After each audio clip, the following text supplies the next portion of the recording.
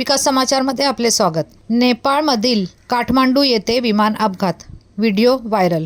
विमानामध्ये 19 जण होते, 2 क्रू सदस्य आणि 17 कर्मचारी, त्यापैकी 18 मरण पावले आहेत। अधिकाऱ्यांनी सांगितले की एकमेव वाचलेला पायलट आहे, ज्याला रुग्णालयात नेण्यात आले आहे।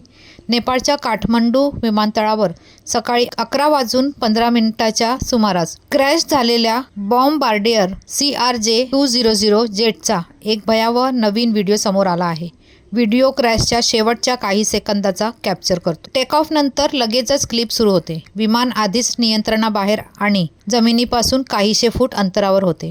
काही सेकंदानंतर विमान पोखरा पर्यटन केंद्रासाठी शौर्य एअरलाइन्सची सेवा, जे उजवीकडे झुकत होते, डावीकडे झुकत होते आणि जमिनीवर कोसळले आणि आगीच्या गोळ्यात स्फोट झाले। तेथे 19 जण होते, 2 क्रू सदस्य आणि 17 कर्मचारी, त्यापैकी 18 मरण पावले आहेत। एकमेव बचावलेला पायलट आहे, त्याला तातडीने स्थानिक रुग्णालयात दाखल करण्यात आले आहे, असे विमानतळावरील सुरक्षा अधिकाऱ्यांनी सांगितले।